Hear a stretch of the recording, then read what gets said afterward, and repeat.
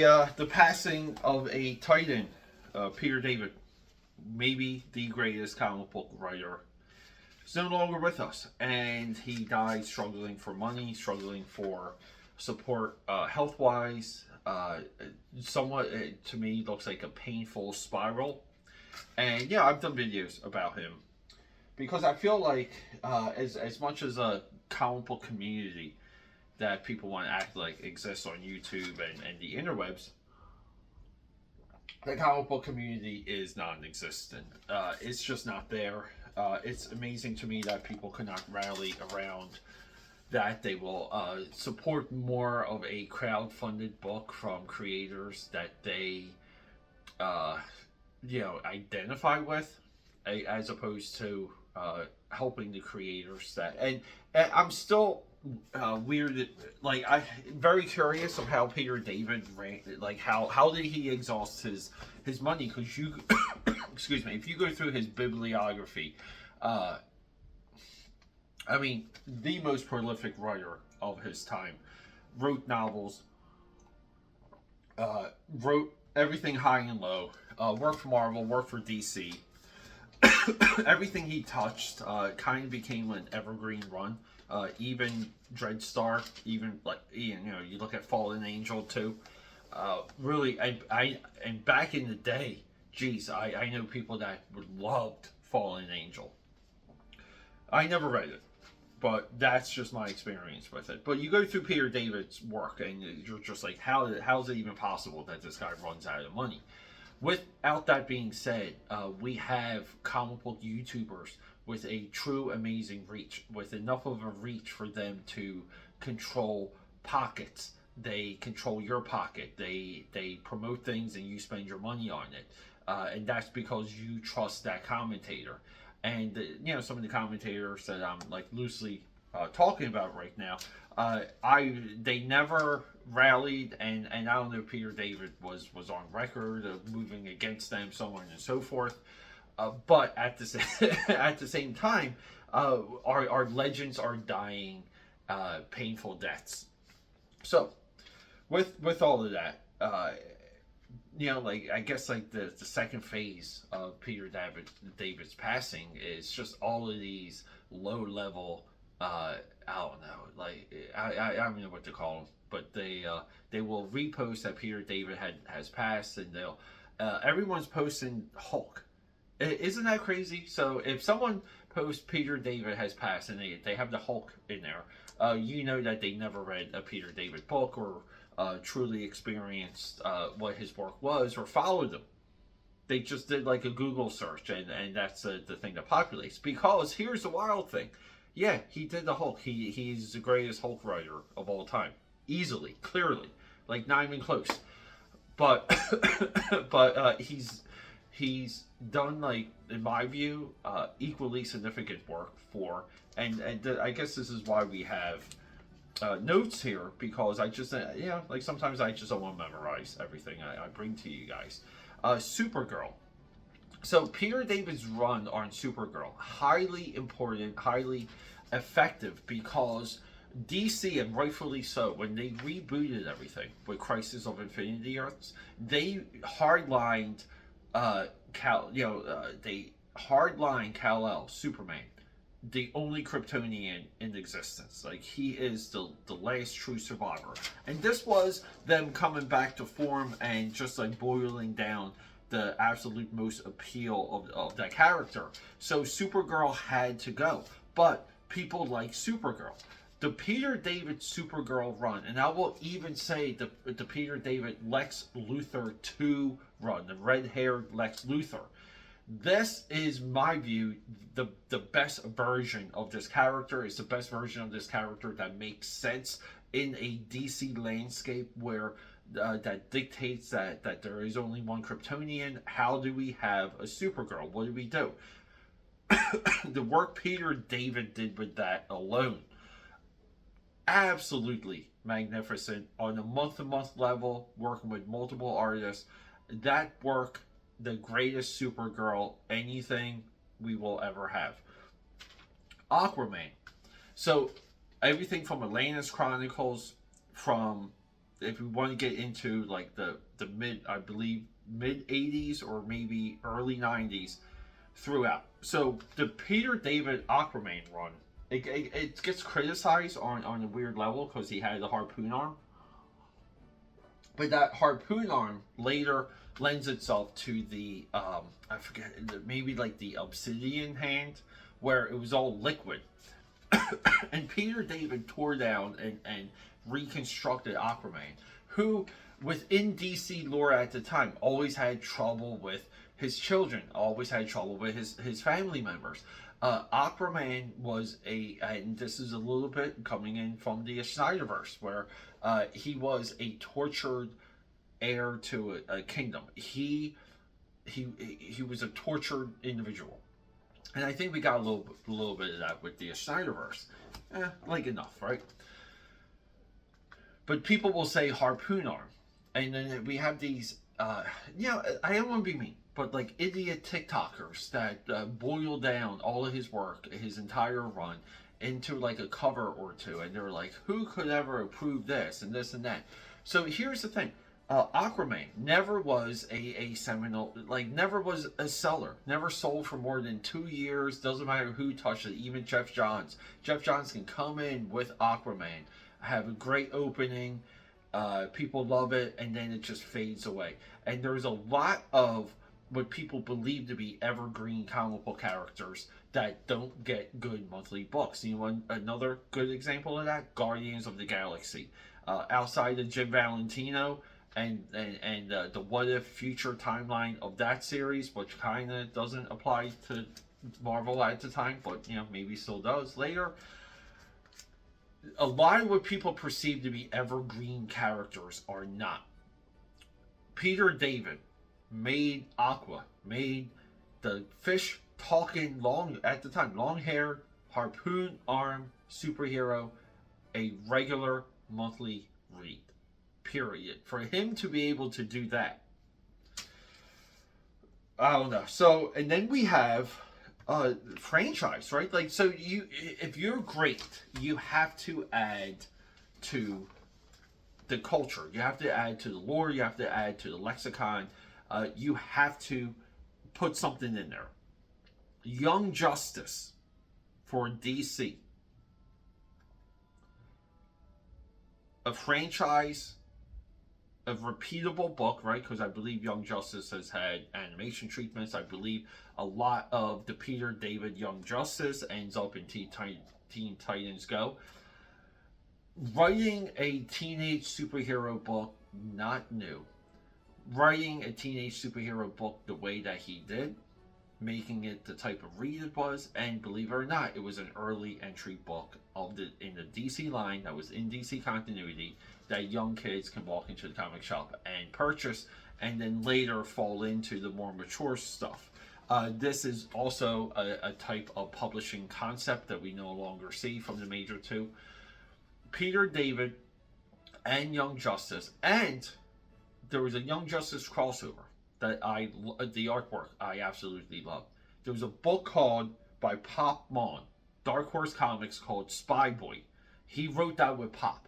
That was a good enough of a read out there. If you wanted something off-center, you could direct people to Spy Boy if they wanted a little bit of that Image flair, but maybe they had a stigma against Image, because you know, people did have stigmas against Image at the time. The Spy Boy Young Justice, one of the best crossovers of the time. That's been on my crossover list for a while. A lot of what I started on this channel was doing crossover, like for the comic book side, was comic book crossovers and comic book movie adaptations. I kind of steered away from that recently, but I built like this epic list and ordered it and was like, this is, you know, again, this is how we do things. Going to Marvel, everyone says Hulk. If you watch the Ang Lee Hulk movie, another thing people just like they're fake critics on. It's hilarious when people will criticize that movie and they will cite that they never read the comics. If you read the Peter David Hulk comics and see the psychology, especially with the flashback month book. That I believe that was drawn by Kubert at the time, Andy Kubert. Uh, the psychology of the Hulk and the infliction of his life to create the alternate personality within him that got unleashed with the gamma radiation. This thread, everything I just said, Peter David, month to month, he would give the Hulk things to do that were Hulk worthy and Marvel Universe worthy. I profiled it on this channel. He does this Hulk Punisher crossover drawn by Dale Keown, where effectively the Punisher's on, I think, 3 covers, but the Punisher's really only in 1 issue of those 3 covers. 3 covers meaning 3 issues. But he still played into it, and at the time, the Marvel mandate at the time, like, they were putting Venom in every single book. They were putting Wolverine in every single book. They were trying to put Gambit in, like, or even get characters like Nomad that copied the look of Gambit. Marvel was trying to get their most popular characters in books that needed a boost, and along all of this, Punisher was widely used. The Peter David, the way how he used Punisher for Incredible Hulk, absolutely genius. He did what the editors, what the higher ups wanted him to do, and he does it in such a way where it just falls into the regular monthly read of that book. And he gave, us a chance to see a Dale Keown drawn Punisher, which is fantastic, by the way. And there he introduces like new characters. I think what was the guy's name? Like Mr. Freeze. He's like this like big mobster dude that can, like, he freezes and becomes like ice. Like, really cool stuff. I profiled that on this channel. With all of that being said, the Ang Lee Hulk movie mined all the psychology from the Peter David Hulk run. I always loved the Ang Lee Hulk movie for that one reason. Even I do like Jennifer Connelly.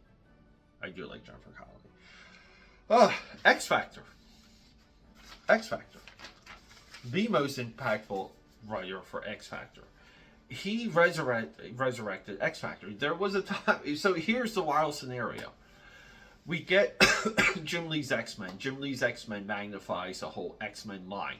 So the whole X-Men line kind of does this overhaul because of Jim Lee. Amongst that, they give a guy named Rob Liefeld a chance to work on New Mutants, and he transforms New Mutants, echoing a lot of what he sees Jim Lee doing and Homage Studios at the time. But he copies New Mutants, gives it more of a like militaristic spin. But New Mutants, as you guys all know, becomes X-Force. In the center of all the X books, it was really New Mutants or X-Force and Jim Lee's X-Men. And then when those guys left those books, there was like a little bit of a vacuum, but those were still the 2 books. You would have Uncanny X-Men, X-Men, and X-Force. So, like, I guess we can say 3 books, right? Everything else, Excalibur, everything else, X Factor. These books had to get published. They were part of a lineup. Marvel knew that retailers would order down, so they would just kind of, maximum order amount for X-Force, Adjectiveless X-Men, Uncanny X-Men, all around the same, 50, 60, 70, 100 issues per store, but then they would trickle down. But X Factor was a part of that line. X Factor always struggled after it first came out. X Factor, when it premiered, was important because they were putting the original X-Men back together and they had their own platform for it. But if we fast forward 5, 6, 7 years, that book was toast. No one cared. Peter David comes along and spins it in a way, and so much so effective so dynamically opposite comic book that the X-Men animated series takes the Peter David X-Force and puts them 1-to-1 against the Chris Claremont Jim Lee X-Men, which was the X-Men animated series. That's how impactful. Peter David transformed X Factor to be a government-sponsored mutant they were operational, they were strategic, but they were there as like a different type of face for the mutant community versus what the X-Men were. Truly, and comic books works best in opposites, when we can see the two different spectrums. X Factor, way much of a better read during the downfall era of the Jim Lee adjectiveless X-Men, where everything through some of Rob Liefeld's dictation, the X-Men books had too many core mysteries, and all of these who assassinated who, or who betrayed the X-Men, who Cable was. All of these mysteries never came to anything. They never felt satisfactory. But Peter David had a mutant driven book with its own world, and making someone like Quicksilver an absolute focus of that series, cranking up Multiple Man, cranking up Strong Guy. These were the elements. You can even say that you Havoc, way more better, way more written at the time than Cyclops. Really cool stuff. Everyone never mentions the Peter David X Factor at all. So that's kind of wraps up Marvel, except for one thing. And what do we have today? And this was the video I did back. So Spider-Man 2099 hits the culture. There's toys, action figures. That mother effer is everywhere. He's on a bag of Doritos. Peter David is dying in a hospital bed, like a slow dribble of a death. And all the residuals, all the pump, all the things. Even some of these producers, that they look at a Spider-Man 2099 image, and they read the books, and they're saying, hey, like, write this guy into our movie. And these are the guys with the money, and they don't care. Peter David is just sitting in bed dying. So to Spider-Man 2099 and Peter David's work for the 2099 era of Marvel imprints. And I say Marvel imprints because Marvel and DC experimented with this too, where they would just do a non-continuity deviation of the current Marvel universe. So at one time it was Marvel 2099. You had Spider-Man, you had Doctor Doom, you had Ravage, you had Punisher. Later we would get Amazing Hulk 2099, Amazing Ghost Rider 2099. Dare I even say X-Nation 2099. Solid. This is maybe Marvel's best side tangent, best side universes ever.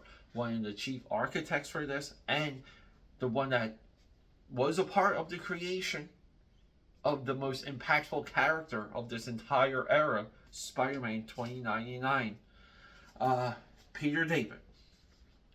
What's also been on my list, he wrote Halo Helljumper. He wrote a 6-issue Halo miniseries. You guys know I love Halo. Halo's like one of the... I actually canceled my Xbox subscription because I was just playing too much Halo. Did that well over like maybe 2 years at this point, maybe a full year. But I do love Halo. I love the Halo lore. That's long been on my list. And also, I wrote this down. He really nice run for Spectacular Spider-Man, where he was on and off that book for quite some time. And I'm on this deep dive of doing the Marvel Essential books. I'm not sure if his issues hit some of the Spectacular Spider-Man Essentials or how they've been reprinted, but I'm super curious what he does with that whole side of the Marvel universe during that time. So yeah, I mean, it's hard to pick characters that he hasn't touched, but here's the amazing thing, and even at the time, Peter David did nothing really but get like low tier characters. He got the B and the C and the D characters, and he's collaborated with everybody. Saxon Violence, for example, too, from Epic Comics with George Perez. I believe he wrote that. I'm not sure. Feel free to check that. But Fallen Angel even falling into his creator-owned stuff, and that was a book that did not want to go away. I think that moved through like multiple publishers. But even him like experimenting with Marvel, with Epic, and never quite getting that highlight of a book where saying, hey, you're now working on the Dark Knight. Hey, you're now working on this. Like, we're making a big push for Fantastic Four, and we're putting Peter David on it. Peter David always was the workhorse. He was like, in a way, to quote Mission Impossible, he worked in the shadows, but what he did and his consistency, absolutely phenomenal. And guys, Babylon 5, I'll wrap it up with this. So, not directly involved with the TV show. Babylon 5, cooler than a cucumber.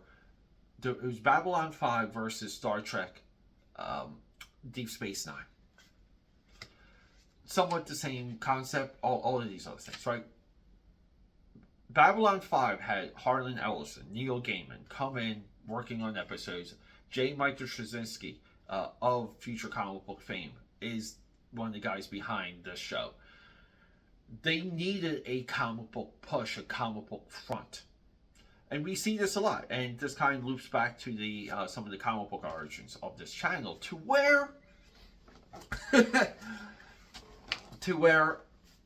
I love comic book adaptations. I love it when American comic books gets an idea from like Hollywood or even from like fantasy novels, and they inject all the comic book techniques into it. So Peter David, heavy into Star Trek. Peter David, a lot of people say, a top 3 Star Trek novelist. He wrote Star Trek for DC Comics when DC Comic Books had the license. Multiple year runs, and everything I mentioned to you in this so far, multiple years, by the way. And this is what I mean about, like, you don't need like evergreen characters to make evergreen content. You just need to sit down and take it seriously and know what you're doing, and make your deadlines and be regular, but be regular and be good. That's what makes you great. So he does all this work with Star Trek and becomes pretty much a Star Trek guy. Babylon 5 comes, and they tap on Peter David not to write Babylon 5 episodes, but to be a part of the comic book initiative around Babylon 5. Babylon 5 needs to be somewhat consistent and be a mainstay in American comic book shops for credibility and to be taken seriously, because it is going head to head with the great one, Star Trek. Peter David sustains Babylon 5 in American comic book shops through his sheer ability to write a Star Trek-esque adventure. Not a lot of creative individuals get known for something like Star Trek and then immediately compete with Star Trek. That's what makes all the Babylon 5 stuff from Peter David fascinating. Yeah, guys, so like these are things. I'm putting this video out just as a RANT, not a lot of graphics. I just feel like a lot of you, and this is too, like I do these to remind myself of things. We should know who Peter David was. We should know who, in my view, who he is. We should celebrate him outside of posting Incredible Hulk crap.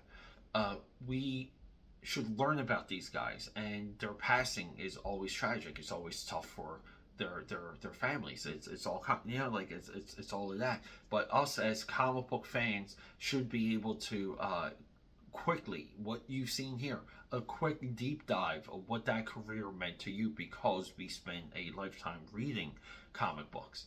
I see a lot of the stuff I see on social media is absolutely abhorrent, and it's people trying to get attention, trying to get clicks, just because they can post something and what they want to act significant or insightful.